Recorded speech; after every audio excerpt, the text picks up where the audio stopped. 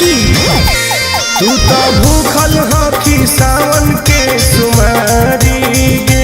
कहवा करे जइनी अब की जल ढारी गे हम कैसे अइयम मिले तोरा भिरिया में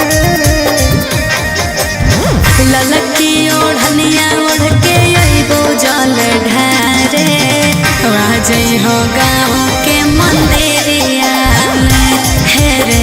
ललकी ओढ़निया ओढ़ के अइबो जल ढारे आ जइहो गाँव के मंदिरिया में। ठीक हो गए भूलिए ना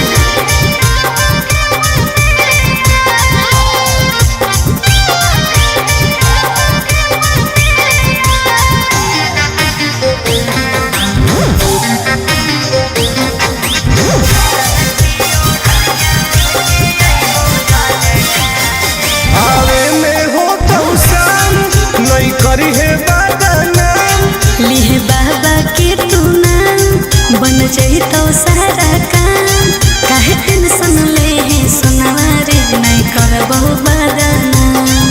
विश्वास कर। ठीक हो कमली आवे में हो तो शाम नहीं करी है बादानाम लिहे बाबा के तू नाम बन जइतो सारा काम काहे टेंशन ले है सुनवारे नहीं करबो बादानाम दिनवा कटो हो कहू पगली तोर फिकिरिया में ललकी ओढ़निया ओढ़ के अइबो जल ढारे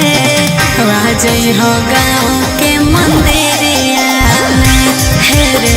ललकी ओढ़निया ओढ़ के अइबो जल ढारे आ जइहो गाँव के मंदिरिया में। बुझलिए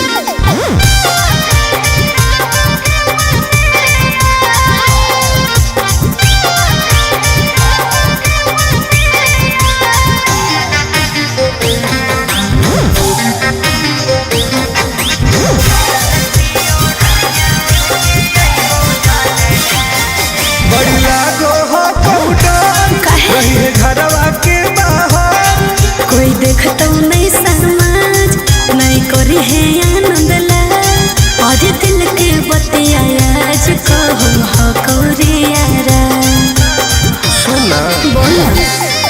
बड़ी लागो हो कौटन रही है घरवा के बाहर